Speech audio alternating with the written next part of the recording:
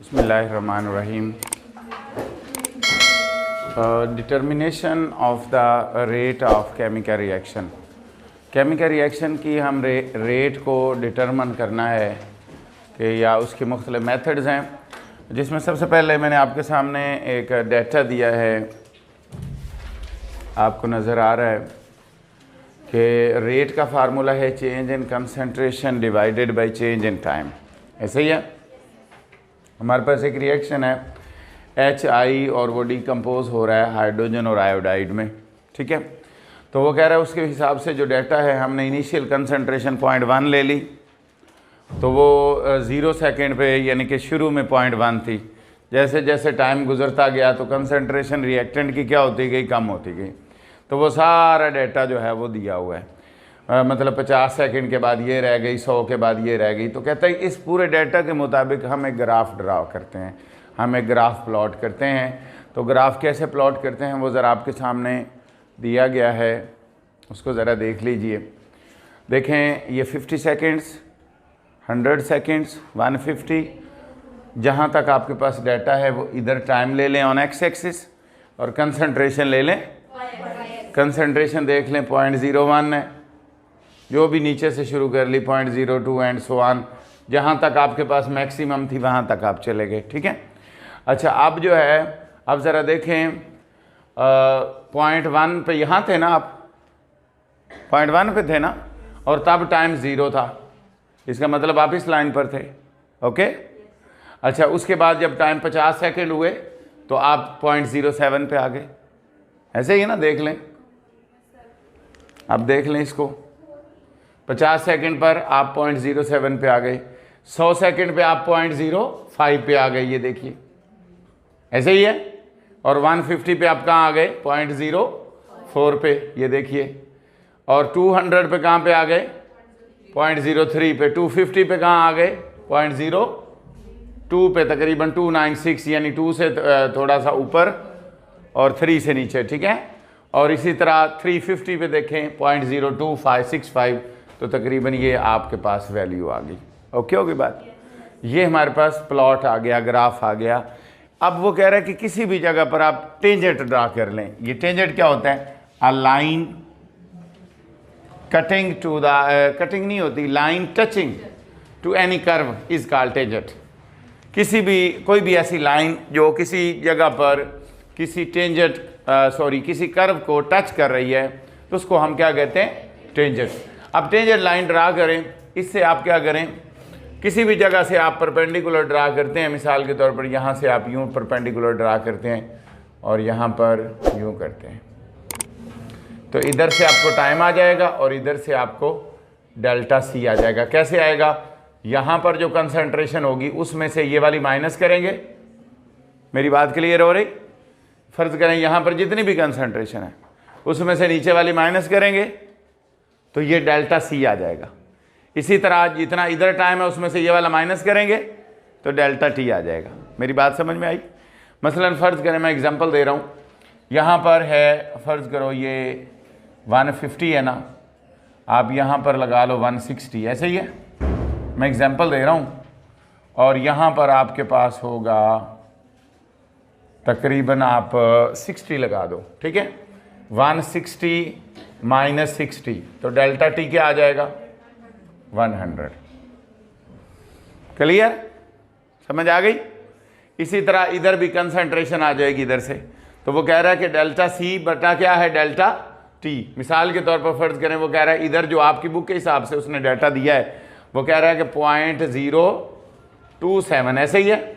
ये कंसंट्रेशन में डिफरेंस निकल आया और टाइम में निकल आया 110। इसको डिवाइड कर लें तो कितना आंसर आ जाएगा,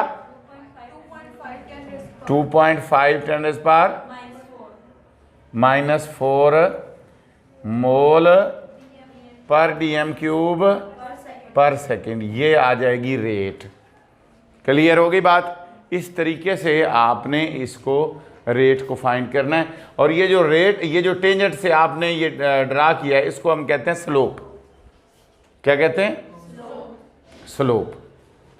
इसका मतलब जो स्लोप है, स्लोप ऑफ एनी लाइन जो है वो हमें रेट ऑफ रिएक्शन के बारे में बताती है कि कितनी स्लोप स्टीप है।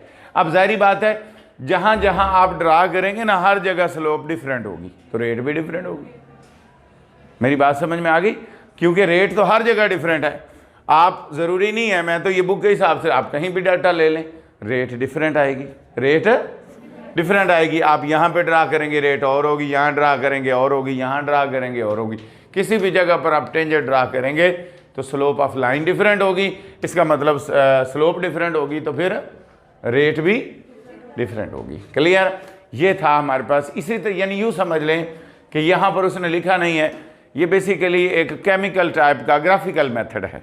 क्या पहले रिएक्शन करवाएं, उसका डाटा लें, डाटे से ग्राफ ड्रा करें और ग्राफ से फिर आप क्या करें, स्लोप।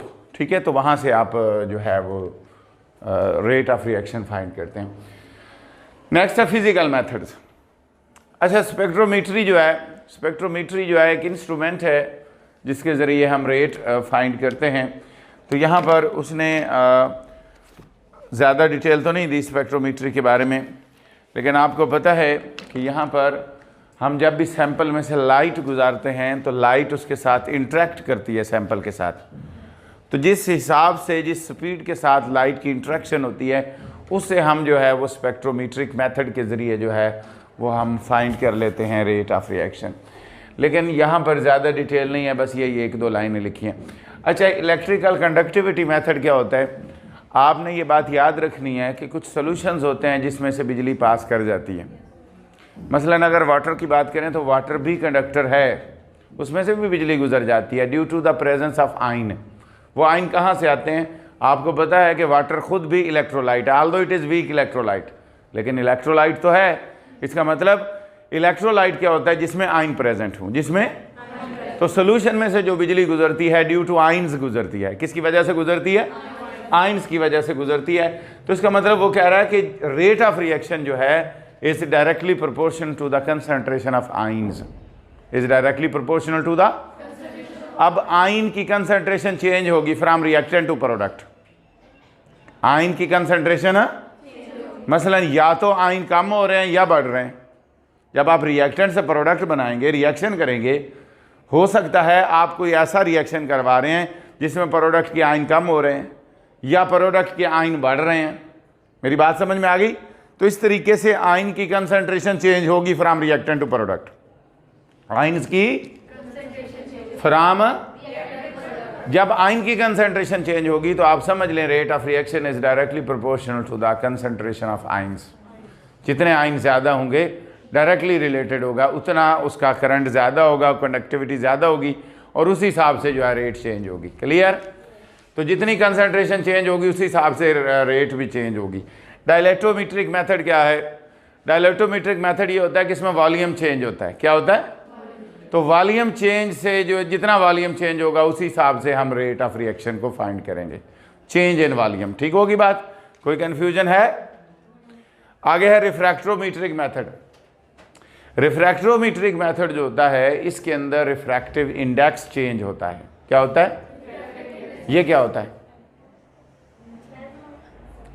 रिफ्रैक्टिव इंडेक्स फिजिक्स में नहीं पढ़ा? हाँ, स्पीड उस डिवाइडेड बाय, ठीक। हाँ, मीडियम। एक आप ग्लास में लेते हैं, एक एयर में लेते हैं और एक वाटर में लेते हैं। ठीक है, तो इसकी मुख्तलिफ जो आपने रिफ्रैक्टिव इंडेक्स, इसको हम किससे ज़ाहिर करते हैं? एन से। इसकी आपने स्टडी कर लेना है। ठीक है, रिफ्रैक्टिव इंडेक्स जो है वो कहता है कुछ कंपाउंड, सब के लिए नहीं है, याद रख लेना। हो सकता है कुछ कंपाउंड में ये बात ना हो, कंडक्टिविटी का इशू ही ना हो, वो कंडक्टर हो ही ना, तो वहाँ तो वो मेथड नहीं अप्लाई होगा। सिर्फ वहाँ वो मेथड अप्लाई होगा जहाँ पर आइन प्रेजेंट है, आइन की कंसंट्रेशन चेंज हो रही है। तो जहाँ रिफ्रैक्टिव इंडेक्स का कोई इशू नहीं है तो वहाँ वो भी मेथड अप्लाई नहीं होगा। तो ये मुख्तलिफ मेथड बनाए गए हैं जहाँ जो जो मेथड अप्लाई होगा वो हम यूज़ कर लेंगे। तो रिफ्रैक्टिव इंडेक्स जो है यहाँ पर लिखेंगे, वो कह रहा है चेंज इन रिफ्रैक्टिव इंडेक्स जो है वो हम यूज़ करते हैं for measurement of the rate of reaction. ठीक होगी बात? ऑप्टिकल रोटेशन मेथड ये होता है, वो कह रहा है कि जब हम किसी भी कंपाउंड में से या सैंपल में से लाइट पास करवाते हैं, किसी कंपाउंड या सैंपल से तो वो लाइट को सैंपल रोटेट करता है लेफ्ट या राइट डायरेक्शन में। क्या करता है? सैंपल जो है प्लेन पोलराइज लाइट, याद रख लें आपकी जो लाइट है this is called polychromatic light. क्या है? अच्छा, पॉलीक्रोमेटिक को हम क्या करते हैं, हम एक मोनोक्रोमेटिक बनाते हैं, मतलब फिल्टर लगा के सारे कलर साइड पे निकाल देते हैं, सिर्फ एक कलर को आगे लेकर जाते हैं। वो जो एक कलर वाली लाइट है उसको हम कहते हैं मोनोक्रोमेटिक लाइट। क्या कहते हैं? अब मोनोक्रोमेटिक जो लाइट है उसकी मुख्तलिफ प्लेन्स हैं, वो ऐसे भी घूम रही है और ऐसे भी घूम रही है और ऐसे भी, मतलब मुख्तलिफ लाइट्स है उसकी प्लेन्स हैं, उसमें से हम एक प्लेन को आगे लेकर जाते हैं। वो मोनोक्रोमेटिक की जो एक प्लेन है उसको हम कहते हैं प्लेन पोलराइज्ड लाइट। क्या कहते हैं? वो कह रहा है प्लेन पोलराइज्ड लाइट को जब हम किसी सैंपल से पास करवाएं और वो सैंपल को लेफ्ट या राइट डायरेक्शन में रोटेट करता है, अगर लेफ्ट डायरेक्शन में रोटेट करे तो उस सैंपल को हम कहेंगे लीवो रोटेटरी। क्या कहेंगे? और अगर राइट में वो रोटेट करे तो हम उसको कहेंगे डेक्स्ट्रो रोटेटरी, लीवो रोटेटरी। और दूसरा लफ्ज मैंने क्या बोला है? Dextro rotatory, laevo and dextro. समझ आ गई मेरी बात की? और उसने कहा है कि अगर वो कंपाउंड लाइट को रोटेट करेगा किसी भी डायरेक्शन में तो हम उसको ऑप्टिकल एक्टिव कंपाउंड कहते हैं। क्या कहते हैं? और उसकी जो ऑप्टिकल एक्टिविटी है, यानी कितनी रोटेशन कर रहा है वो, उस रोटेशन से हम रेट ऑफ रिएक्शन फाइंड करेंगे। उस रोटेशन से रेट ऑफ रिएक्शन फाइंड